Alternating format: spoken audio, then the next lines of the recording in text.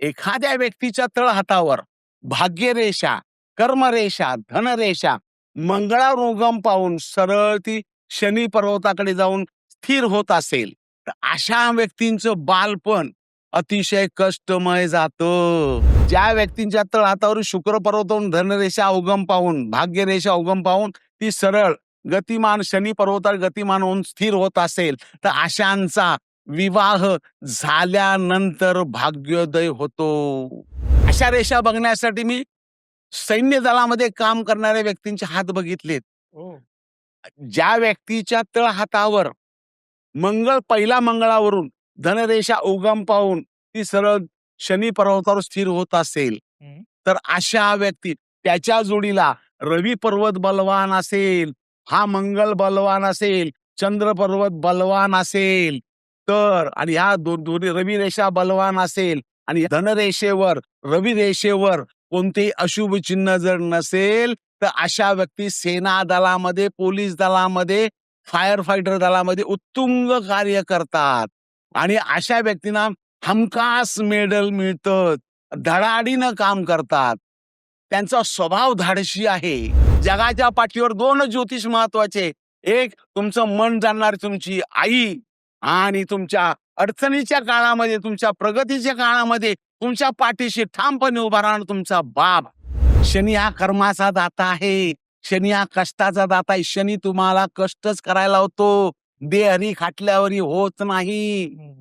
तुम्ही किती करा, तुम्हाला कर्म करायलाच पाहिजे आणि कर्म नाही केलं तर तुम्हाला कोणी आणून भाकरी सुद्धा देणार नाही. कर्म अतिशय महत्वाचं आहे. मला एक उदाहरण दाखवा, देवानी न सांगता कोणाला खटल्यावर आणून दिलं. प्रत्येक व्यक्तीच्या हातावरची भाग्यरेषा वेगळी आहे. सो आपण मॅक्सिमम प्रयत्न करतोय, की जेवढे आपले प्रेक्षक आहेत, त्यांच्या ज्या हातातल्या रेषा आहेत, त्याला तंतोतंत मॅच करण्याचा आपण प्रयत्न करतोय. किती शक्य होतील माहिती नाही, पण आपण हा प्रयत्न करतोय. तुमच्या हातावर जशी रेषा आहे, तशी रेषा काका इथं काढतायत का? हे बघण्यासाठी तुमचा हात तुम्ही ऑब्झर्व्ह करत राहा. काका एक-एक करून रेषा काढतायत.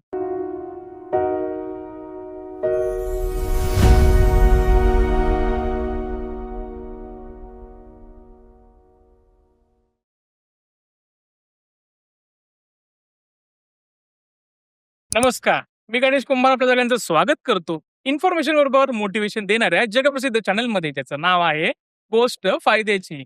कारण इथे आहे तुमचा फायदा, हाच आमचा वायदा. आणि आज आपल्या स्टुडिओमध्ये पुन्हा एकदा आलेले आहेत फायद्याची गोष्ट सांगण्यासाठी हेमंत रणवरे काका. अर्थात मागच्या वेळेस त्यांचा पॉडकास्ट आपण केला होता आणि तो प्रचंड व्हायरल झाला.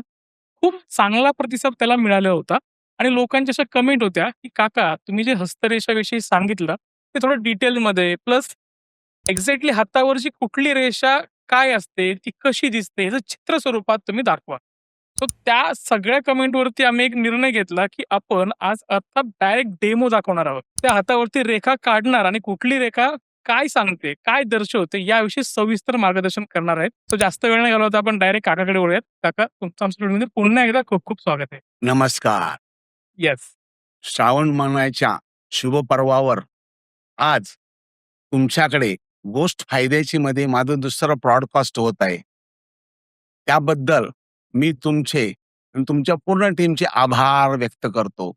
धन्यवाद. सामुद्रिक हस्तरेखा शास्त्राचा अभ्यास करत असताना जसे उंचवटे, रेषा यांना महत्व आहे, तसंच त्या रेषेंची गती कशी आहे, कुठल्या पर्वतावर उगम पावली, कुठल्या पर्वतावर स्थिर पावली, ह्याला सुद्धा विशेष महत्व आहे. आज मी आयुष्य रेषा, मस्तक रेषा, भाग्य रेषा, रवी रेषा अनेक रेषा आहेत. हं. त्यापैकी मी सगळ्यांचे जिव्हाळ्याचा प्रश्न हं. धनरेषा, हां. भाग्यरेषा, तिला मी कर्मरेषा म्हणतो. मग ती कर्मरेषा कशा प्रकारची आल्यानंतर त्याचं मिनिंग काय होईल हे मी हे समोर चित्र काढून दाखवणार आहे. मला वाटतं प्रेक्षकांनी आपला हात असा हातात आहेच ऑलरेडी, पण तो असा बघा. कारण की काका भाग्यरेषा वेगवेगळ्या प्रकारच्या ज्या आहेत, प्रत्येक व्यक्तीच्या हातावरची भाग्यरेषा वेगळी आहे. सो आपण मॅक्सिमम प्रयत्न करतोय, की जेवढे आपले प्रेक्षक आहेत, त्यांच्या ज्या हातातल्या रेषा आहेत, त्याला तंतोतंत मॅच करण्याचा आपण प्रयत्न करतोय. किती शक्य होतील माहिती नाही, पण आपण हा प्रयत्न करतोय. तुमच्या हातावर जशी रेषा आहे, तशी रेषा काका इथं काढतायत का? हे बघण्यासाठी तुमचा हात तुम्ही ऑब्झर्व्ह करत राहा. काका एक-एक करून रेषा काढतायत. तर आता आपण सुरू करू. आपले दोन्ही तळ हात म्हणजे आपल्या आयुष्याचा आलेख आहे, हं. ग्राफ आहे. त्या ग्राफमध्ये वेगवेगळे रेषा आहेत. त्या रेषा वाचन करण्याचं कार्य म्हणजे सामुद्रिक हस्तरेखाशास्त्र. हं. ते मी करतो. हं. प्रत्येक व्यक्तीच्या जीवनामध्ये धन पाहिजे, भरपूर धन पाहिजे. अपार मेहनत घेतो. यश मिळतं का? काहींना यश मिळतं, काहींना यश मिळत नाही. हं. मग ती कुठली हातावरची रेषा इंडिकेट करते? ते आज आपण धनरेषा, भाग्यरेषा, कर्मरेषा याच्यावरून बोलणार आहोत. हां. परंतु तत्पूर्वी समोर एक हात काढलेला आहे. हातावरची प्राथमिक माहिती सांगतो. हा गुरुचा उंचवटा आहे. हा शनीचा उंचवटा आहे. हा रवीचा उंचवटा आहे. हा बुधाचा उंचवटा आहे. हे गुरुचं बोट आहे. हे शनीचं बोट आहे. हे रवीचं बोट आहे. हे बुधाचं बोट आहे. याच्या खाली सरळ अंगठ्याच्या खाली इथं शुक्र उंचवटा आहे. शुक्र उंचावर लंब टाकला तर चंद्र उंचवटा आहे. पहिलं बोट आणि अंगठ्याच्या मध्यभागी मंगळाचा उंचवटा आहे. पहिला मंगळ म्हणतात. त्या मंगळाला लंब टाकलं तर समोर दुसराचा मंगळ म्हणतात. आणि इथे खाली नेपच्यून उंचवटा आहे. मध्ये राहू केतू आहेत. हे उंचवटे झाले. आता थोडक्यात आयुष्य रेषा ही अशी मी काढलेली आहे. ही आयुष्य रेषा आहे. आयुष्य रेषा शुक्र उंचवट्याला वळसा घालून गोलाकार मणिबंधात जात असते. हं. दुसरं आयुष्य रेषेच्या बाजूने सपोर्ट मंगळाची लाईफलाईन पण असते. ही मंगळाची लाईफलाईन आयुष्य रेषेचं उर्वरित कार्य करते. म्हणजे आयुष्य रेषेला सपोर्ट करते. दुसरं ही हृदय रेषा करंगळीच्या खालच्या बाजून निघून ही हृदय रेषा गुरुकडे जाते, शनीकडे जाते. तसंच मस्तक रेषा आयुष्य रेषेतून उगून चंद्राकडे जाते किंवा ती सरळ मंगळाकडे जाते. या मस्तक रेषा. आता आपण आज बघणार आहोत धनरेषा. धनरेषा ही मणिबंधातून निघते आणि सरळ शनी पर्वताकडे जाते. ओके. आज आपण धनरेषेचं पूर्ण चॅप्टर, आजचा एपिसोड हा पूर्ण धनरेषेवर आपण करणार आहोत. धनरेषा आणि शेवटी मी काही गोष्टी जरूर सांगेन. हं. अर्थार्जन करत असताना अनेक अडचणी येतात. हं. मग त्या अडचणीवर कशी मात करायची, कोणते स्तोत्र म्हणायचे आणि ते कधी म्हणायचे, दाते पंचांगमध्ये दिलेले पान नंबर 101 वर दिले आनंदी योग आणि फळे. हां. शेवटी मी तुम्हाला त्याचा तो उपाय सांगेन. ओके. आता आपण पहिली धनरेषा, ही सरळ धनरेषा मणिबंधातून मी काढली आणि शनी पर्वतावर जाऊन थांबली. हं. तर अशा व्यक्ती त्यांच्या जीवनामध्ये अफाट धन कमवतात. हो. आधी ज्या व्यक्तींच्या तळहातावर अशा प्रकारची धनरेषा दिसत असेल, भासमान होत असेल, तर हे शुभ लक्षण आहे. हो. जर या रेषेच्या जोडीला रवी रेषा त्यांची प्रबळ असेल, तर सोने पे सुहागा म्हणजे अजून आर्थिक सोर्स वाढण्याचे संकेत ही रवी रेषा दर्शविते. ज्या व्यक्तींच्या तळहातावर अशा प्रकारची धनरेषा दिसत असेल, तर अशा व्यक्ती कमी कष्टामध्ये भरपूर धनसंचय करण्याचं कार्य ही धनरेषा त्यांच्या जीवनामध्ये इंडिकेट करते. हो. त्याच्या जोडीला गुरुपर्वत चांगला असेल, रवी पर्वत चांगला असेल, बुध पर्वत चांगला असेल, म्हणजे या पर्वतावर काही अशुभ चिन्ह नसतील, हं. तर पर्वताचा गुणधर्म महत्वाकांक्षा. एखाद्या महत्वाकांक्षेपोटी तो कार्य करतो. हं. मला हे मिळवायचंय. मग त्याच्यासाठी अपार मेहनत घेतो. मग ते मेहनतीला यश द्यायचं काम रवी करतो आणि धनरेषा करते. ओके. अशुभ चिन्ह म्हटले तुम्ही नक्की कुठली? अशुभ चिन्ह म्हणजे आता रवीवर अशुभ चिन्ह असेल, फुली चिन्ह असेल, हो. या रेषेला आडव्या रेषेने छेदत असतील, तर त्या कालखंडामध्ये तो कालखंड काढावा लागतो. त्या कालखंडामध्ये त्या व्यक्तीला त्या वयाच्या दरम्यान आर्थिक सोर्स कमी होण्याचे संकेत हे चिन्ह दर्शवतात. ओके. आडव्या रेषा ह्या या धनरेषेच्या प्रवाहाला खंडित करतात. खंडित करतात. दुसरी धनरेषा ही आयुष्य रेषा आहे, ही हृदय रेषा आहे, ही मस्तक रेषा आहे. आता एखाद्या व्यक्तीच्या तळहातावर हं. धनरेषा आयुष्य रेषेतून उगम पावत असेल हो.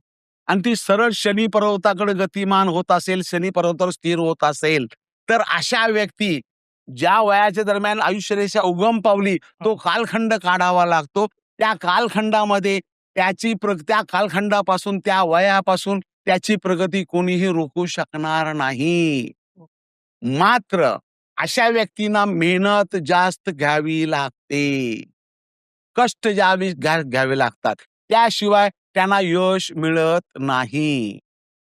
यश मिळण्यासाठी त्यांना झगडावं लागतं. आता ही रेषा आयुष्य रेषेतून निघाली, पण काही-काहींची ती रेषा आयुष्य रेषेला कनेक्ट नसते. आहे ना. मधूनच चालू असते. आता ही आयुष्य रेषेतून मी काढली, त्याचं आयुष्य रेषेतून म्हणजे हां. भाग्यरेषा, धनरेषा, कर्मरेषा कशा प्रकारच्या असतात ह्याचं आपण ते विश्लेषण करतो इथे. हां. आता काहींची आयुष्य रेषा ते पुढच्या भागात येणारच आहे आपल्याला. हां. म्हणजे मी तुम्हाला ते पुढे पण सांगणार आयुष्य रेषेतून समांतर कशी जाईल ती. हां, हां. ही आयुष्य रेषा आहे, ही हृदय रेषा आहे, ही मस्तक रेषा आहे आणि हा ही शुक्र पर्वत आहे. हं. एखाद्या व्यक्तीच्या तळहातावरील शुक्र पर्वताहून धनरेषा उगम पाहून शनी पर्वताकडे गतिमान होत असेल, हं. तर अशांचा शुक्र बलवान असेल, शुक्र पर्वावर कोणते अशुभ चिन्ह नसतील, शुक्र बलवान असेल, गुरु पर्वतावर फुली चिन्ह असेल, तर अशांचा विवाह झाल्यानंतर भाग्योदय होतो. ओके. कारण भाग्यरेषा, कर्मरेषा, धनरेषा ही शुक्र पर्वतावरून उगम पावलेली आहे. शुक्र हा ऐश्वर्याचा कारक, शुक्र हा विलासीचा कारक, शुक्र हा वैवाहिक सौख्यात सुद्धा कारक आहे. फुली चिन्ह फक्त गुरु उंचवड्यावर फुली चिन्ह जर असेल तर ते अतिशय शुभ गणलं जातं. हो. इतर ठिकाणी फुली चिन्ह असेल, रवीवर आहे, बुधावर आहे, चंद्रावर आहे, ते अशुभ गणलं जातं. आता चौथा प्रकार आहे माझ्या माहिती. ही आयुष्य रेषा आहे, ही हृदय रेषा आहे, ही मस्तक रेषा आहे. आता धनरेषा. इथं पहिला मंगळ आहे. पहिला मंगळ. हा दुसरा मंगळ आहे इथे. हं. हा दुसरा मंगळ. एखाद्या व्यक्तीच्या तळहातावर भाग्यरेषा, कर्मरेषा, धनरेषा मंगळावर उगम पाहून सरळ ती शनी पर्वताकडे जाऊन स्थिर होत असेल, तर अशा व्यक्तींचं बालपण अतिशय कष्टमय जातं. ओके. दुसरं, रवी जर बलवान असेल, रवी पर्वत बलवान आहे, रवी रेषा बळबळ आहे, या दोन्ही रेषेला, धनरेषेला आणि रवी रेषा कुठेच छेद नाही, तर अशा व्यक्ती खेळामध्ये आपलं उत्तुंग करिअर करतात. वयाच्या 29 नंतर त्यांचा प्रगतीचा आलेख कोणी रोखू शकत नाही. मात्र त्याला अट आहे, रवी बलवान पाहिजे, रवी रेषा दूषित नाही पाहिजे आणि मंगळावर आलेली धनरेषा दूषित नाही पाहिजे. तर अशा व्यक्ती उत्तम खेळाडू म्हणून गणल्या जातात. ओके. पाचवा प्रकार धनरेषेचा. हं. ही आयुष्य रेषा आहे, ही हृदय रेषा आहे, ही मस्तक रेषा आहे. पाचवा प्रकार हा इथं पहिला मंगळ आहे. हं. हा दुसरा मंगळ इथं दाखवला. दुसऱ्या मंगळावरची रेषेचं काय मिनिंग आहे ते मी सांगितलं. हं. या पहिल्या मंगळावरून काय बघितलं जातं? ताकद बघितली जाते. शारीरिक क्षमता बघितली जाते. धनसंच सुद्धा मंगळावरून बघितलं जातं.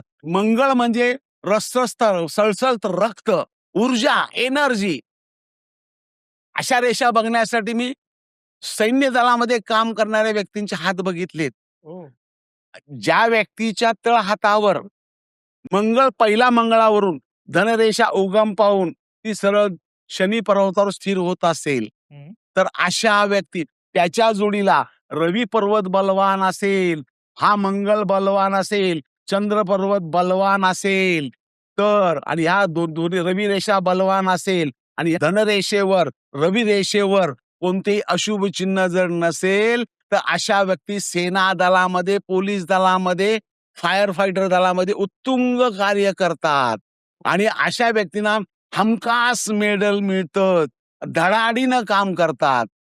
त्यांचा स्वभाव धाडसी आहे. ओके. पुरामध्ये पोहणारे लोक धाडसी असतात. हं. त्यांचा मंगळ सुद्धा अतिशय महत्वाचा आहे. कारण का तुमच्यात धाडस नसेल, हिंमत नसेल, तर तुम्ही करू शकणार नाही. मग हिंमत द्यायचं कार्य, धैर्य द्यायचं कार्य आणि ऊर्जा द्यायचं कार्य मंगळ करतो. त्याच्याबरोबर पैसा सुद्धा त्यांना मिळतो, नाव लौकिक तर चांगलाच मिळतो. संरक्षण दलात ती लोकं जातात.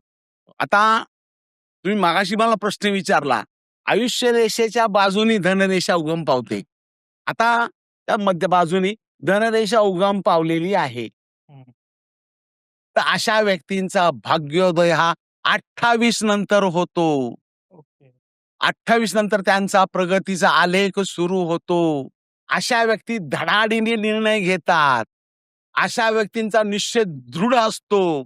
काम करत असताना घेतलेल्या निर्णयामध्ये कदाचित बदल करत नाहीत. त्याच्या जोडीला गुरु पर्वत बलवान असेल आणि जर गुरु पर्वतावर शुभचिन्ह असेल, तर अशा व्यक्ती त्या एखाद्या महत्वाकांक्षेपोटी अपार मेहनत घेतात आणि आपल्या पदरात यश मिळवतात. हो. अशा व्यक्तींच्या वयाच्या 27, 28, 29 पर्यंत हं. खडतर जीवन झालेलं असतं. कारण का ते दुसऱ्यावर अवलंबून असतात. हां. आई-वडिलांवर अवलंबून असतात. 27, 28 नंतर त्यांचा भाग्योदय होतोच होतो.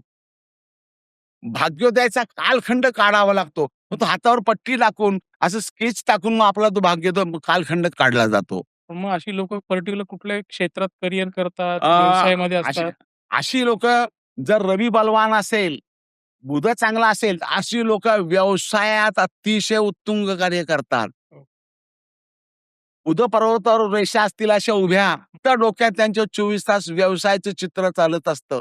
जेणेकरून व्यवसायाला उभारी कशी मिळेल, प्रगती कशी होईल यावर लक्ष केंद्रित करतात. 24 तासातले 16-16 तास मेहनत घ्यायला त्यांची तयारी असते. ओके. आता ही आयुष्य रेषा आहे, ही मस्तक रेषा आहे, ही हृदय रेषा आहे. काहींच्या तळहातावर हं. हृदय रेषेतून भाग्यरेषा, धनरेषा उगम पावते. हो. हृदय रेषेतून. मग हा काय या या हृदय रेषेच्या खालून इथपर्यंत भाग्यरेषेचा अभाव आहे. हं. भाग्यरेषा नाहीये. मग अशा व्यक्तींचा भाग्योदय वयाच्या 55-50 नंतर व्हायलाच पाहिजे. ओके.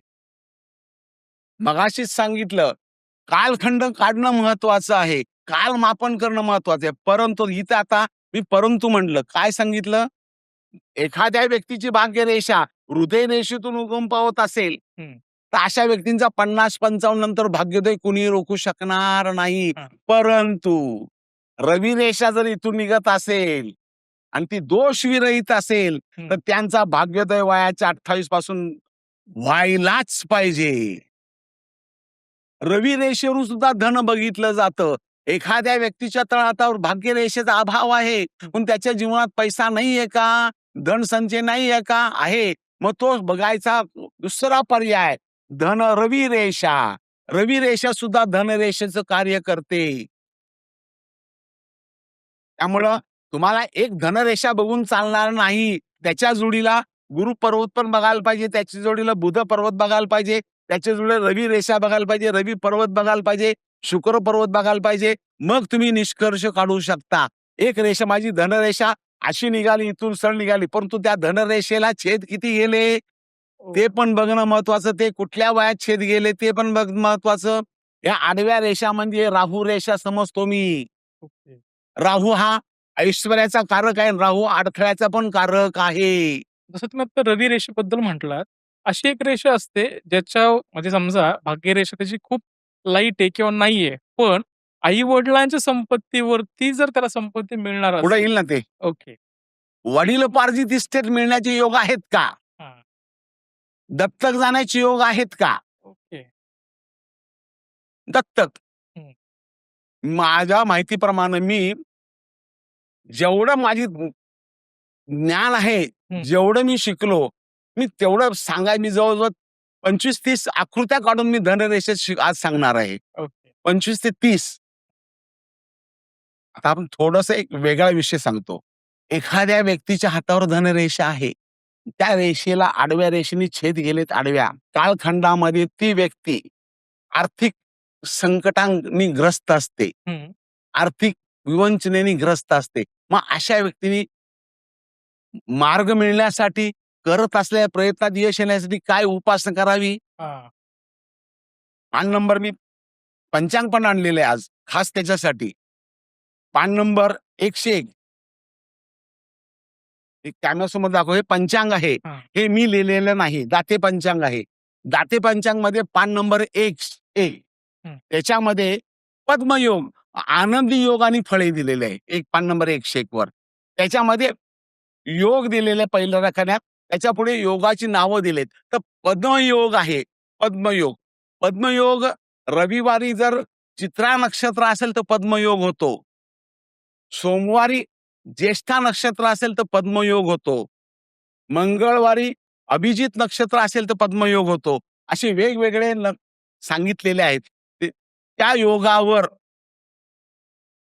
त्या नक्षत्रावर, त्या नक्षत्राच्या कालखंडामध्ये, म्हणजे नक्षत्र सुरुवात होतो ती वेळ आणि नक्षत्र संपायच्या आधीची वेळ, संपण्याची वेळ, या दोघांच्या मधला वेळ शोधून काढायचा आणि त्या योगावर, त्या वारावर, त्या नक्षत्रावर घरातील देवासमोर बसून श्री सुक्ताचे 108 आवर्तन करायचे. लागोपाठ 33 दिवस. नाही जमलं 108 तर 16 आवर्तन जरूर करा. 16 आवर्तन श्री सुक्ताचे हमखास करा आणि सलग 33 दिवस खंड न पडता करा. त्याच्यानंतर रोज सकाळी एकदा, संध्याकाळी एकदा करा. पद्मयोग होतो हा. पद्म म्हणजे लक्ष्मी आणि याचं फळ दिलेलं पंचांगमध्ये, दाते पंचांगमध्ये धनलाभ दिलेलं आहे. फळ धनलाभ. असे रविवार पासून शनिवार पर्यंत योग आहेत. 101 पान नंबरवर पंचांग आणावं, त्यांनी ते बघावं आणि त्या नक्षत्रावर, नक्षत्र प्रत्येकाच्या घरात कॅलेंडर आहे, त्या कॅलेंडरवर नक्षत्र दिलेलं असतं. आज कोणतं नक्षत्र आहे ते सुद्धा दिलेलं असतं. या योगावर, या वारावर घरातील देवासमोर बसून श्री सुक्ताचे 100 जमलं तर 108 आवर्तन करा. नसेल तर 16 आवर्तने करा. नसेल तर 1 आवर्तने तरी सुद्धा करा. कारण का उपासना ही आपल्याला सपोर्ट करते. Support system. एखादी मिळवायचं आहे त्याच्यासाठी एनर्जी डाऊन होते, ते एनर्जी द्यायचं काम उपासना करते. म्हणताना उपासना करा. नक्कीच मला वाटतं काकांनी उपाय सांगितलाय, काय उपासना करायची. नक्कीच तुम्ही ही उपासना ट्राय करा आणि जर तुम्हाला याच्यातून रिझल्ट मिळत असेल, तर कमेंट करायला विसरू नका. तर हे मी एक गोष्टी मी सांगतो तुम्हाला. फक्त माझी सर्वांना विनंती आहे की मेहनत घेतली पाहिजे, हं. कष्ट घेतले पाहिजेत. तुम्ही दे हरी खाटल्यावर असं होणार आहे का? बिलकुल होणार नाही. अहो, देवाला तुमच्याकडे बघायला वेळ नाहीये. देव म्हणतो तुम्ही काम, बेट्या तू काम कर, मग मी तुझ्या पाठीशी राहतो. तुमच्या आयुष्यामध्ये ज्योतिष 2 आहेत. जगाच्या पाठीवर 2च ज्योतिषी आहेत. एक तुमचं मन जाणणार तुमची आई आणि एक तुमच्या अडचणीच्या काळात ठामपणे, अचलपणे उभा राहणार तुमचा बाप. या 2 ज्योतिषांची तुम्ही सल्ला केला, मसलत केली, तर तुम्हाला कुठल्याच ज्योतिषाकडे जायची गरज नाहीये. या 2 ज्योतिषांचा सल्ला घेतला, मसलत केली, येणाऱ्या अडचणीवर मात करायची असेल तर यांच्याशी चर्चा करा, यांचे आशीर्वाद घ्या. एखाद्या व्यक्तीला धनसंचय करायचा आहे तर कोणती उपासना करायची ते मी स्पष्ट शब्दात सांगितलं. आता परत आपण आपल्या मूळ चित्राकडे वळू. भाग्यरेषा, धनरेषा, कर्मरेषा. मी तिला कर्मरेषा का म्हणतो? कारण ती कर्म करायला होते. दे हरी खाटल्यावर असं होतंय का? बिलकुल होत नाही. हरी सुद्धा तुमच्याकडे बघायला मिळत वेळ नाहीये त्या हरीला. तो म्हणतो बेट्या उठ, कर्म कर, मग मी तुझ्या पाठीशी राहतो. आता आपण दुसरं चित्र मी काढून दाखवणार भाग्यरेषेचं. ही आयुष्य रेषा आहे, ही हृदय रेषा आहे, ही मस्तक रेषा आहे. आता ही भाग्यरेषा मस्तक रेषेतून काढलेली आहे. ज्या व्यक्तींच्या तळहातावर भाग्यरेषा मस्तक रेषेतून निघत असेल तर अशा व्यक्तींचा भाग्योदय हा 35 ते 35 नंतर होण्याचे संकेत देतो. हमखास संकेत देतो. परंतु ह्या भाग्यरेषेला आडव्या रेषेने छेदत असतील तर तो कालखंड काढावा लागतो. त्या कालखंडामध्ये त्या व्यक्तीला अर्थार्जन करत असताना अनंत या अडचणी येणार. मग त्या अडचणीवर मात करायची असेल तर उपासना करावी लागेल. ज्या व्यक्तींच्या तळहातावर मस्तक रेषेतून भाग्यरेषा उगम पावत असेल, मस्तक रेषा म्हणजे बुद्धीची रेषा मानतो मी, मस्तक. अशा व्यक्ती हर्जबाबी असतात. त्यांच्याकडे प्रत्येक प्रश्नाचं उत्तर असतं. अशा व्यक्ती हर्जबाबी असून चतुर असतात, हुशार असतात, कामामध्ये तरबेज असतात. जर बुधाची साथ मिळाली, गुरुची साथ मिळाली, मंगळाची साथ मिळाली, अशा व्यक्ती करत असलेल्या कोणत्याही क्षेत्रामध्ये आपलं कामाचं नियोजन पूर्ण करतात आणि त्या नियोजनानुसार कामाच्या आखणीनुसार काम पूर्णत्वाकडे जातात. त्या कामामध्ये किती संकटे आले तरी सुद्धा डगमगत नाहीत. का नाही डगमगत? मंगळ पर्वत बलवान आहे. आता मगाशीच सांगितलं, चंद्र पर्वत, शुक्र पर्वत एखाद्या व्यक्तीच्या तळहातावर धनरेषा चंद्र पर्वत उगम पावत असेल, हा चंद्र पर्वत आहे, चंद्र पर्वत धनरेषा उगम पावत असेल, तर अशा व्यक्ती जन्म ठिकाणापासून दूर जाऊन आपलं कार्यक्षेत्रामध्ये यशस्वी होतात. ज्या व्यक्तींच्या तळहातावर चंद्र पर्वत रेषा निघून पाहून सरळ शनी पर्वताकडे जात असेल, अशा व्यक्ती व्यवसाय न करता नोकरी करणं पसंत करतात ओके. आणि आपल्या आयुष्याचा चलितार्थ पूर्ण करतात.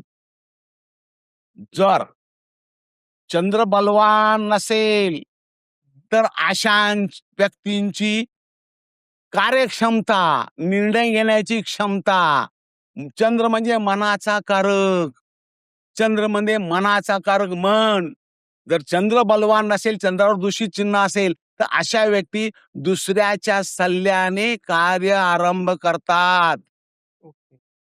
आता धनरेषा, एखाद्याच्या व्यक्तीच्या हातात धनरेषा नागमोडी असते, अशी अशी अशी अशी. हो. ही धनरेषा जर नागमोडी सारखी धनरेषा दिसत असेल, तर अशा व्यक्तींचा स्वभाव चंचल असतो. ओके. चंद्र जर दूषित असेल तर 100% स्वभाव चंचल असतो. एका जागी स्थिर राहत नाहीत, सतत चेंजेस करतात. व्यवसाय करत असतील तर सतत व्यवसायामध्ये चेंजेस, स्थित्यांतर करत राहतात. हे असं चेंज करून केलं तर काय होईल, तसं चेंज केलं तर काय होईल, असं केलं, असं सतत स्थित्यांतर करत राहतात. अशांच्या व्यक्ती तळहातावर रवी रेषा जर प्रबळ असेल तर त्या निर्णयामध्ये, घेतलेल्या निर्णयात, कामामध्ये सुसूत्रता येईल, अन्यथा नाही. ही आयुष्य रेषा आहे, ही हृदय रेषा आहे, ही मस्तक रेषा आहे. ही धनरेषा तर काढली, हिला फाटे फुटलेत. धनरेषेला सुरुवातीला फाटे फुटलेत, बरोबर. ज्या व्यक्तींच्या तळहातावर अशा प्रकारची धनरेषा दिसत असेल, म्हणजे सुरुवातीला फाटे फुटल्याचे दिसत असेल, तर अशा व्यक्ती दुसऱ्या घराण्यात दत्तक जाण्याचा योग येतो. ओके. आता एखाद्या व्यक्तीच्या धनरेषेला शुक्र पर्वतावरून आडव्या रेषेहून छेदत असतील, छेदनबिंदू करत असतील, म्हणजे छेदत असतील. शुक्र हा विलासीचा कारक, शुक्र हा भाग्याचा कारक, शुक्र हा ऐश्वर्याचा कारक. जर शुक्र पर्वतावरून आडव्या रेषेहून छेदत असतील तर त्या कालखंडामध्ये अशा व्यक्तीची धनहानी होणार, आर्थिक नुकसान होणार. एखाद्या रस्त्यातून आपण जातो, त्या रस्त्याला जर आडव्या रस्ता जर गेला तर तिथं त्या गाडीची गती कमी करावीच लागते. तसं हे आहे, तसं हे गणित आहे. उभ्या रेषेनं जर आडव्या रेषेत ज्यात छेदत असतील, तितक्या कालखंडामध्ये, तितक्या वयामध्ये त्या व्यक्तींना आर्थिक संकटाशी मुकाबला करावाच लागतो. शुक्र बलवान पाहिजे तर कुठेतरी फरक पडेल त्याचा. ही आयुष्य रेषा आहे, ही हृदय रेषा आहे, ही मस्तक रेषा आहे. आता ही धनरेषा मी इथून काढली सरळ, ही शनीकडे गेली आणि शनीकडे न थांबता, शनी पर्वता विराम न थांबता ती गुरु पर्वताकडे वळाली. ओके. गुरुपर्वताचे गुणधर्म काय आहेत? महत्वाकांक्षा, अभिलाषा, इच्छापूर्ती. ज्या व्यक्तीचा गुरुपर्वत प्रबळ असेल आणि जर अशा प्रकारची धनरेषा असेल, तो ते एका इच्छापूर्तीसाठी प्रचंड मेहनत करतो. हं. प्रचंड मेहनत करतो आणि यश मिळवतो. जोपर्यंत त्या क्षेत्रात, त्या कामामध्ये यश मिळत नाही, तोपर्यंत अविरत मेहनत करतो. सगळ्यात वैशिष्ट्य या लोकांचं, आज ज्या व्यक्तींच्या तळहातावर अशी रेषा दिसत असेल, तर अशा व्यक्ती अचल असतात. घेतलेले निर्णय कधीच बदलत नाहीत. ओके. अशा व्यक्तींना गुरुचं पाठबळ अतिशय चांगलं असतं. थोडक्यात तो अर्धचंद्रच आहे. अजून त्याच्यामध्ये ही धनरेषा जर अशी जर जाता आणि त्यामध्ये जर हातावर गुरुवलय जर असेल, गुरुवलय, मग काय विचारूच नका. म्हणजे उंचवटा आहे का? उंचवटा, गुरु उंचवट्या खाली गुरु, ही रेषा इथून निघाली सरळ शनी पर्वताकडे थांबली, तिथून परत वळाली आणि गुरु उंचवट्यावर विराम पावली. हं. मग ते सगळ्यात महत्वाचं, जिथे रेषा उगम पावती तिथले उंचवट्याचे गुणधर्म घेऊन प्रवाह होत असतो आणि ज्या उंचवट्या थांबते तिथले गुणधर्म घेऊन थांबते. मग इथं शनीकडे थांबली, शनीहून पर गुरुकडे गेली. गुरु महत्वाकांक्षा देतो, अभिलाषा देतो. अशा व्यक्ती सरकार दरबारामध्ये चांगल्या पदावर काम करतात. एखाद्या व्यक्तीच्या तळहातावर ही धनरेषा उगम पाहून शनीकडे न जाता परत अशी वळून रवीकडे थांबत असेल, हं. रवी हा मान सन्मानाचा कारक, रवी हा यशाचा कारक, रवी हा कीर्तीचा कारक, रवी हा ऊर्जेचा कारक. हं. ज्या व्यक्तींच्या हातावर रवी रेषा, धनरेषा, कर्मरेषा, भाग्यरेषा अशा प्रकारची दिसत असेल, अशा व्यक्तींच्या जीवनामध्ये मान सन्मान चांगला मिळतो. अशा व्यक्ती कला क्षेत्रामध्ये कार्यरत असतात आणि त्या क्षेत्रातून त्यांना चांगला पैसा मिळतो. फक्त या आडव्या रेषेने छेद जाता कामा नये. ओके. रवी बलवान पाहिजे. पण मग आता तुम्ही ते आडवं म्हणताय, काही ठिकाणी फुले असतात. आहेत ना, मग त्याचं काय कारण आहे? फुल्या हे अशुभ चिन्हामध्ये गणलं जातं. हां. अशुभ चिन्ह कुठेही नसावं. ओके. फुली चिन्ह म्हणजे ही फुली चिन्ह अशी. मग इथं फुली चिन्ह आली तर तो तो कालखंड काढायचा, त्या कालखंडात त्याला त्रास होणार. ओके. एखाद्या व्यक्तीच्या तळहातावर धनरेषा, कर्मरेषा शनीकडे जात गतिमान होत असताना ती परत वळून बुधाकडे जात असेल, हं. तर अशा व्यक्ती व्यापार चांगला करतात, सचोटीने काम करतात. फक्त त्यांच्या डोक्यामध्ये व्यवसाय, फक्त व्यवसाय. व्यवसायाच्या व्यतिरिक्त काही नसतं. हो. 24 तासातले 16 घंटे, 18 तास ते कष्ट करण्याची तयारी असते. मग त्याच्यासाठी मंगळ ऊर्जा पाहिजे. तुम्हाला मंगळ पर्वत चांगला पाहिजे, दोन्ही मंगळ चांगले पाहिजेत, रवी पण चांगला पाहिजे. एकदम परफेक्ट काम करतात. फक्त अशा व्यक्तीच्या डोक्यामध्ये फक्त व्यवसाय. हं. आपली व्यवसायाची ग्रोथ कशी होईल? ज्या वेळेला व्यवसायाची ग्रोथ होते, त्यावेळेला त्यांची सुद्धा होते, त्यांच्या कुटुंबाची ग्रोथ होते. मग तो डोक्यात 24 तास त्यांच्या डोक्यात हेच विचार असतात, की बाबा व्यवसायाची ग्रोथ कशी करायची? त्याच्यासाठी काय करायचं? काय मेहनत घ्यायची? ही आयुष्य रेषा आहे, ही हृदय रेषा आहे, ही मस्तक रेषा आहे आणि ही धनरेषा काढलेली येते. धनरेषा खालून जाते, मी आता वरून काढली. भाग्यरेषा, धनरेषा आणि आयुष्य रेषा हं. यांच्यामध्ये हा त्रिकोण जर असेल, ओके. चिन्ह आलं का? त्रिकोण चिन्ह, हं. चौकोन त्रिकोणी शुभ चिन्हामध्ये गणलं जातं. ओके. शुभ चिन्हामध्ये भाग्यरेषा, आयुष्य रेषा यांच्यामध्ये जर असा त्रिकोण चिन्ह असेल, तर अशा व्यक्ती सशस्त्र दलामध्ये चांगलं उत्तुंग कार्य करतात. हो. अशा व्यक्तींना मेडल मागे मागे येतं. मंगळ पर्वत प्रभावी आहे त्यांचा, दोन्ही मंगळ, रवी बलवान आहे. अशा व्यक्ती झोकून देऊन काम, धडाडीचं झोकून, धाडसाचं झोकून देऊन काम करतात. आपल्या जीवाची पर्वा सुद्धा करत नाहीत. अशा व्यक्ती सैन्य दलामध्ये जर गेल्या, तर त्या मेडल हमखास मिळतं, शौर्य पदक मिळायचे योग जास्ती असतात. एखाद्या व्यक्तीच्या भाग्यरेषेतून शनी पर्वतावर भाग्यरेषा स्थिर न होता हम्म. त्या भाग्यरेषेतून एक फाटा गुरुकडे गेला, एक फाटा रवीकडे गेला. हम्म. अशा व्यक्ती सोन्याचा चमचा घेऊन जन्माला आलेल्या असतात. ओके. रवी हा मान सन्मानाचा कारक आहे. रवी ऐश्वर्याचं कारक आहे. रवी उच्च पद देण्याचं कारक आहे. गुरु हा महत्वाकांक्षेचा कारक आहे. गुरु हा इच्छापूर्तीचा कारक आहे. गुरुच्या इच्छा त्यांची इच्छा अफाट असतात. त्या इच्छापूर्ती होण्यासाठी महत्वाकांक्षेपोटी अफाट मेहनत घेतात आणि अशा व्यक्ती सरकारी क्षेत्रामध्ये उच्च पदावर विराजमान झालेले दिसतात. अशा रवी बलवान आहे, गुरु बलवान आहे, तर अशा व्यक्ती घेतलेले सरकारी दरबारामध्ये घेतलेले निर्णय कधीच बदलत नाहीत. ओके. मात्र त्याच्यासाठी गुरु बलवान पाहिजे, रवी बलवान पाहिजे. नुसती रेषा गेली आणि गुरुवर अशुभ चिन्ह असेल तर थोडं बॅकफुटला यावं लागेल. ओके. रवीवर अशुभ चिन्ह असेल तर बॅकफुटला यावं लागेल. म्हणजे इथं हस्तरेषेमध्ये एका रेषेवरून तुम्ही मिनिंग काढू शकत नाही. तुम्हाला सायमल्टेनियसली तो उंचवटा, रवी उंचवटा, मंगळ उंचवटा हे चारी अंगाने बघणं गरजेचं आहे. तर तुम्ही निष्कर्ष काढू शकता. तुम्ही काढलेला निष्कर्ष बरोबर येईल, अन्यथा तुमचे निष्कर्ष चुकण्याचे जास्ती चान्सेस आहेत.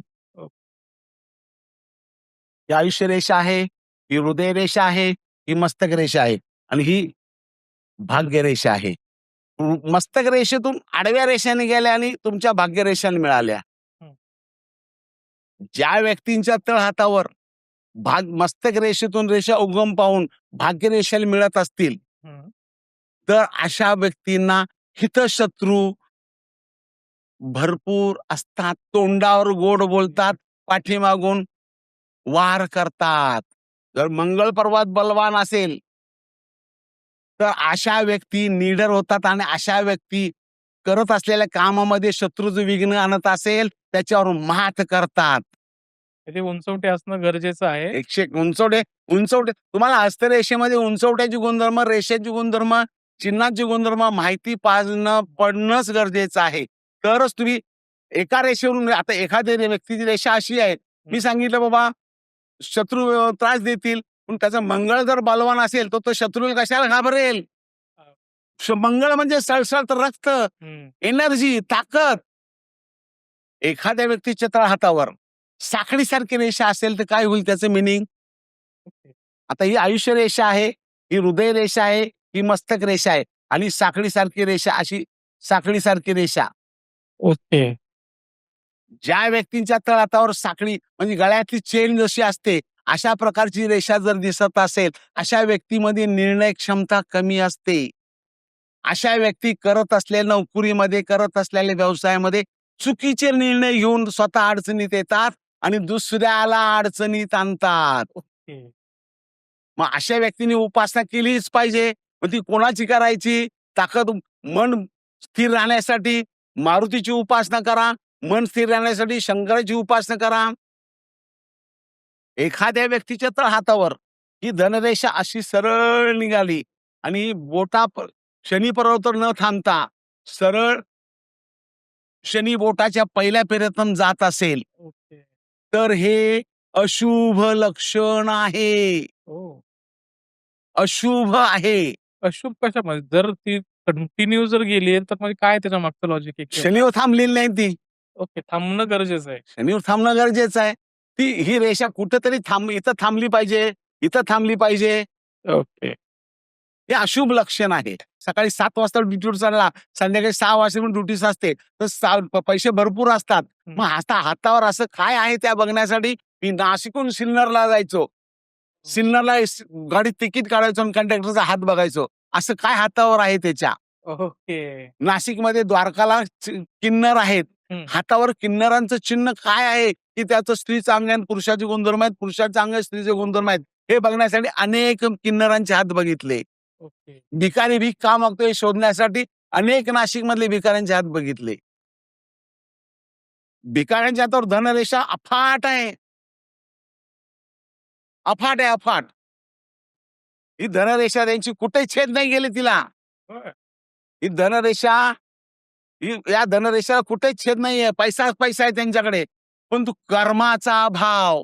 कर्म करायला लावतो रवी. ओके. शनी कर्म करायला लावतो. शनी तुम्हाला बसू देत नाही. तुम्ही कर्म कर म्हणतो. मग मी कर्माचा दाता शनी आहे. दिल तर छप्पर फाडके देतो शनी हा. शनी उंचवड्याचा दूषित चिन्ह, रवी उंचवटा दूषित चिन्ह, रवी रेषेल दूषित चिन्ह. असे अनेक वेळ याच्यामध्ये तुम्हाला झोकून देऊन काम करायला पाहिजे. तुम्ही पुस्तकं वाचलं नाही, मग ते आहे का हातावर प्रॅक्टिकल बघायला पाहिजे. बरोबर. शनी सगळ्यात महत्वाचा. शनी, रवी सगळेच महत्वाचे आहेत, पण त्यातल्या त्यात शनी महत्वाचा. ओके. जसं पत्रिकेतले शुभ ग्रह असतात, हं. तसेच हातावरचे उंचवडे शुभ अशुभ विकसित अविकसित असतात. हे अनेक वेळा मी सिद्ध केलंय. ओके. अनेक वेळा. ओके. मग हे उंचवटे समजा एखाद्याचा फ्लॅट असेल, तर तो उंचवटा तो वाढवता येतो का? नाही, ओके. तो फ्लॅटच आहे. मग त्याच्या पत्रिकेत तो समजा एखाद्या उंचवट्याचा बुध पर्वत दबलेला आहे, बसलेला आहे. हां. मग त्याची बुधाची ताकद कमी पडते. हां. मग त्याच्या पत्रिकेत बुध कुठेतरी दूषित असायलाच पाहिजे. ओके. एखाद्या व्यक्तीच्या तळहातावर धनरेषा मणिबंधातून निघून शनी पर्वतावर स्थिर होत असेल, हं, या रेषेला कुठे छेद जात नसतील, हं. तर आशांचं जीवन सुखमय जातं. ओके. शनी हा कर्माचा दाता आहे. शनी हा कष्टाचा दाता आहे. शनी तुम्हाला कष्टच करायला होतो. देहरी खाटल्यावरी होत नाही. हं. मी मगाशीच सांगितलं, तुम्ही कितीही करा, तुम्हाला कर्म करायलाच पाहिजे. आणि कर्म नाही केलं तर तुम्हाला कोणी आणून भाकरी सुद्धा देणार नाही. कर्म अतिशय महत्वाचं आहे. देव मला एक उदाहरण दाखवा, देवानी न सांगता कोणाला खाटल्यावर आणून दिलं. नाही, नाही. होतच आहे. बाळ रडल्यानंतर सुद्धा आई दूध पाजत नाही रडल्याशिवाय. हो. बरोबर. एखाद्या व्यक्तीच्या तळहातावर मी भाग्यरेषा काढली आणि चंद्र पर्वतावरून रेषा येऊन मिळत असेल, ओके. ती इथं मिळते किंवा इथं मिळते किंवा इथं मिळते, हं. तो वयाचा कालखंड काढावा लागतो. त्या वयाच्या दरम्यान त्याचा विवाह होईल ओके. अशी इंडिकेट ही रेषा दर्शविते. त्यानंतर त्याचा भाग्योदय होईल. ओके. एखाद्या व्यक्तीच्या तळहातावर चंद्ररेषावरून रेष उगम पावली आणि त्या भाग्यरेषेशी समांतर वाटचाल करत जात असेल, हं. तर आशांचा प्रेम विवाह होण्याचे संकेत ही रेषा दर्शविते. ओके. त्याच्यासाठी गुरु उंचवट्यावर फुली चिन्ह पाहिजे. ओहो! गुरु बलवान पाहिजे. शुक्र बलवान पाहिजे. शुक्र पर्वतावर अशुभ चिन्ह नको. फुली चिन्ह, उभ्या आडव्या रेषांनी जाळी चिन्ह नको. ओके. आता सगळ्यात अतिशय महत्वाचं सांगतो आज तुम्हाला मी. ही आयुष्य रेषा आहे, ही हृदय रेषा आहे, ही मस्तक रेषा आहे, ही धनरेषा आहे. एखाद्या व्यक्तीची विवाह रेषा, हं. आता इथून रवी रेषा निघाली, हं. ही रवी रेषा आहे ही. एखाद्या व्यक्तीची विवाह रेषा करंगलीच्या खालून निघून रवी रेषेला जर भेटत असेल, हं. तर अशा व्यक्तीचा विवाह एखाद्या सदन घरात, श्रीमंत घरात होण्याचे संकेत ही रेषा दर्शविते. ओके. परंतु ही रेषा, विवाह रेषा त्या रवी रेषेला छेदून पुढे जात असेल, हं. तर कुठेतरी त्या सदन घराण्यात विवाह होऊन सुद्धा वैवाहिक सुखापासून वंचित राहावं लागेल.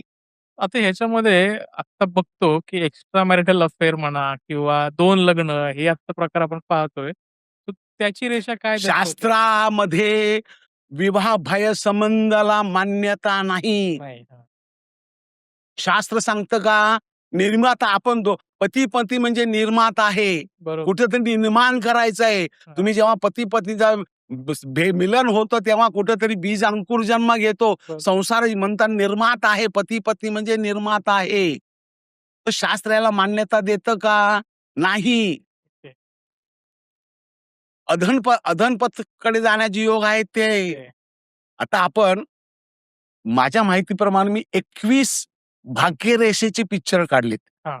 21 आणि ते पिक्चर मी काढून दाखवलेत. हं.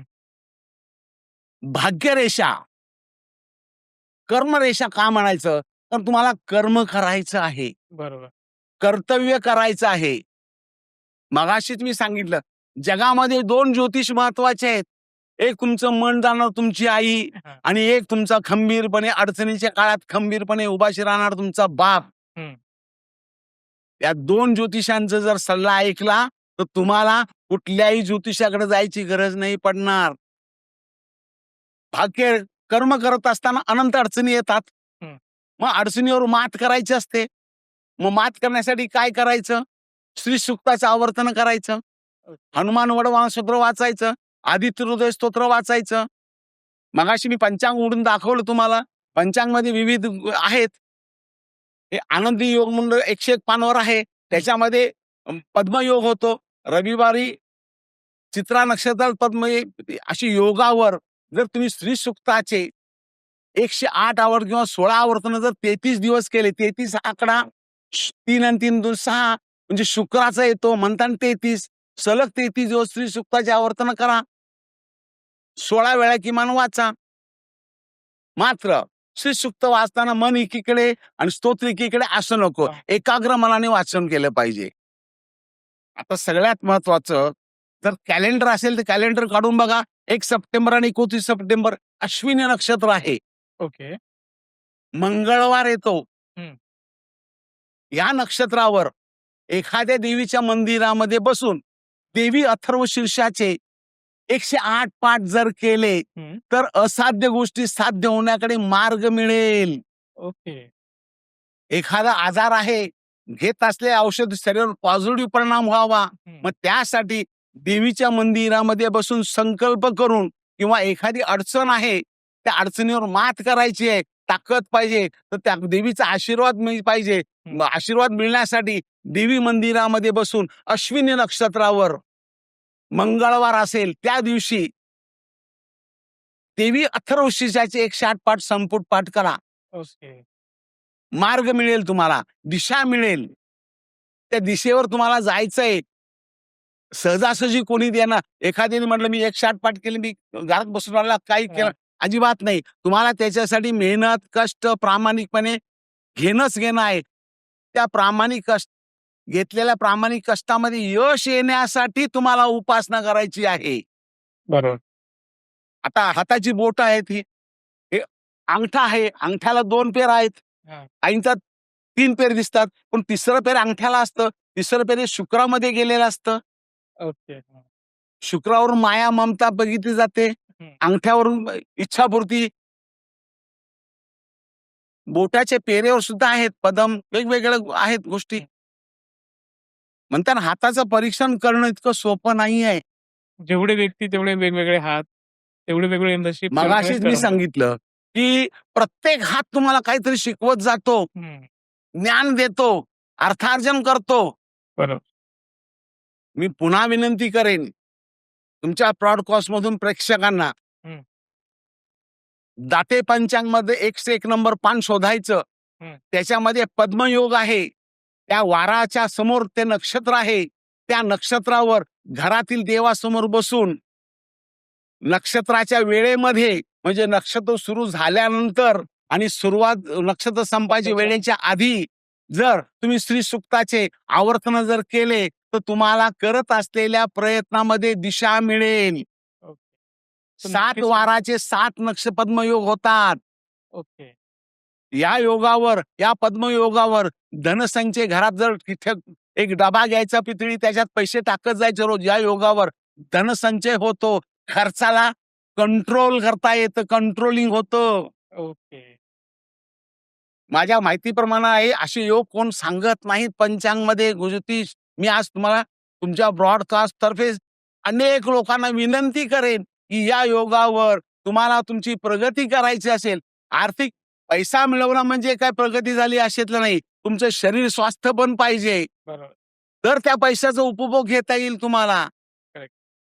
मग या पद्मयोगावर तुम्हाला त्या पैशाचा उपभोग घेण्यासाठी श्री सुक्ताचे आवर्तन करा. हं. रविवारपासून शनिवारपर्यंत वेगवेगळे योग दिलेत आणि या योगाचं फळ दिलंय शुभ लाभ, धनलाभ. ओके. मला वाटतं काकांनी खूप सुंदर सगळं एक्सप्लेन केलंय. जर तुम्हाला धनलाभ हवा असेल, तुमच्या सगळ्या इच्छा पूर्ण करायच्यात तुम्हाला आणि ते झाल्याच पाहिजे, असा एक अट्टहास असेल, तर काकांनी सांगितलेली उपासना नक्की करा, विसरू नका. प्रत्येकाच्या जीवनामध्ये गुरु असतोच ना. हं. गुरु हा काय करतो? मार्ग दाखवतो. बरोबर. मग तुमच्या जीवनातला प्रथम गुरु कोण? तुमची आई आहे, हं. वडील आहेत, त्याच्यानंतर स्वामी समर्थ, त्याच्यानंतर गजानन महाराज, त्याच्यानंतर शंकर महाराज. गुरु हा दिशा दाखवतो. बरोबर. गुरु हा मार्ग दाखवतो. त्या मार्गावर चालायचं कर्तव्य आपण करायचं आहे. लहान मुलाला आई बोट धरून चालायला शिकवते. तसं गुरु सुद्धा आपल्याला रोजच्या जीवनामध्ये कसं वागायचं ज्ञान द्यायचं काम गुरुचं आहे. या गुरुचं इथं गुरु बसला ह्या गुरुचं आहे. आणि सगळ्यात महत्वाचं शनी हा कर्माचा दाता आहे. तुम्ही काय कर्म करणार? संचित प्रारब्ध घेऊन काय आले आणि त्या कर्माचं दान द्यायचं का त्या कर्माचं फळ द्यायचं काम शनीचं आहे. म्हणताना सांगतात, बाबा आपलं अंथरूण बघून पाय पसरा. हं. शनी हा कर्माचा दाना आहे. शनी देतो तर छप्पर फाडके देतो आणि घेतो तर सगळंच घेऊन टाकतो. शनी न्यायाचा देवता आहे. 7:30 आली की सगळे मारुतीच्या मंदिरात दिसतात, शनीच्या मंदिरात दिसतात. आज श्रावण चालू झाला आजपासून. आज गुरुवार मी ब्रॉडकास्ट करतोय. गुरुवार श्रावणाच्या पहिल्या गुरुवारी हे करतोय आपण. घरात महादेवाची पिंड जर असेल, हां. तर त्या महादेवाच्या पिंडीवर पूर्ण श्रावण मासमध्ये आपल्या ऐपत जलाभिषेक करायची. हं. ज्याला रुद्र सूक्त पठण करत जलाभिषेक करा. ओके. ज्यांची ऐपत आहे त्यांनी उसाच्या रसाने करा. ज्यांची ऐपत आहे त्यांनी दुधाने करा, मधाने करा, तुपाने करा, साखरेने करा, फळाच्या रसाने करा. हं. मात्र ती उपासना करा. हां. उसाच्या रसाने केली की मग त्याला भरपूर दिलं अशातला काही भाग नाहीये. एखाद्या सामान्य माणूस जर श्रद्धेने केलं तर ती श्रद्धा त्याच्या फळाला येणार आहे. बरोबर. रुद्र सूक्त पठण करत जलाभिषेक करा. सो मला वाटतं काकाने खूप सुंदर सगळं एक्सप्लेन केलंय आणि मला वाटतंय की जे ड्रॉइंग्स काढलेत, बऱ्यापैकी लोकांना त्यांच्या प्रश्नांची उत्तरं मिळाली असतील. काही ना काहीतरी मॅच झालं असेल. कुठल्या ना कुठल्यातरी प्रश्नाचं उत्तर मिळालं असेल, असं मला तरी वाटतं. सो काका तुम्ही खूप सुंदर सगळं एक्सप्लेन केलंय. तुम्ही तुमचा अमूल्य वेळ दिला त्याबद्दल तुमचे खूप खूप आभार. मनपूर्वक आभार व्यक्त करतो. फायद्याची गोष्ट या ब्रॉडकास्टमध्ये तुम्ही मला आमंत्रण केलं आणि माझे जे काही तोडके-मोडके बोल, हं. मी जे काही बोललो ते अभ्यास करून बोललो, ज्ञान घेऊन बोललो आणि जी उपासना आहे, हं. ती उपासना प्रत्येकाने करावी. एखाद्या व्यक्तीच्या जीवनामध्ये अडचणी आहेत का हो? आहेत ना. आहेत. मग त्या अडचणीला घाबरून त्यांनी जायचं का? अजिबात घाबरायचं नाही. का घाबरायचं? अडचणी समोर अडचणीला तोंड द्यायची ताकद ठेवा करेक्ट. आणि ती उपासनेद्वारे ताकद मिळवा. आणि त्या उपासनेद्वारे तुम्ही त्या अडचणी सामोरे जा आणि त्याच्यावर विजय मिळवा. याच्यासाठी एकमेव म्हणजे उपासना. बरोबर. ती तुमच्या गुरुची करा, महादेवाची करा, मारुतीची करा. आता धनरेषेवर मी तुम्हाला सगळ्यात महत्वाचं मगाशी सांगितलं हां. पद्मयोगावरती करेक्ट. त्या योगावर तुम्ही पान नंबर 101 वर योग दिलेले आहेत. पद्मयोग त्याचा धनलाभ त्याचा योग आहे, फळ आहे धनलाभ. त्या योगावर श्री सूक्ताचे आवर्तन जर केले तर तुम्ही करत असलेल्या कामामध्ये यश मिळेल. धन मिळेल का? तुम्ही काम जोपर्यंत करत धन मिळणार नाही. बरोबर. तुम्हाला काम हे करायलाच पाहिजे. कर्म हे करायलाच पाहिजे. कर्म केलं तर धन तुमच्या पाठी येईल. तुम्ही पैशाच्या मागे लागायचं नाही. पैसा तुमच्या मागे आला पाहिजे. करेक्ट. तुम्ही कर्तव्य केलं तर तुमच्या मागे पैसा येणार. देहारी खाटल्यावर होणार नाही. मगाशी 3 वेळा मी बोललो, आता पण बोलतो. जगात 2 ज्योतिष महत्वाचे आहेत. एक तुमचं जाणणारं मन, जाणणार तुमची स्वतःची आई आणि तुमच्या अडचणी काळात पाठीशी खंबीर होणारा तुमचा बाप. या 2 ज्योतिषांचं मन सांभाळलं, यांचं मार्गदर्शन घेतलं, तर तुम्ही अचल गोष्टी सुद्धा यशस्वी व्हाल. नक्की. तुम्ही या ब्रॉडकास्टमध्ये मला बोलवलं त्याबद्दल मी तुमचे मनपूर्वक आभार व्यक्त करतो. धन्यवाद. जय श्री गजानन माऊली. जय श्री गजानन. तुम्हाला जर हा पॉडकास्ट आवडला असेल तर लाईक, शेअर आणि सबस्क्राईब करायला विसरू नका. भेटूयात पुढच्या पॉडकास्टमध्ये एका नवीन विषयाचं. नमस्कार.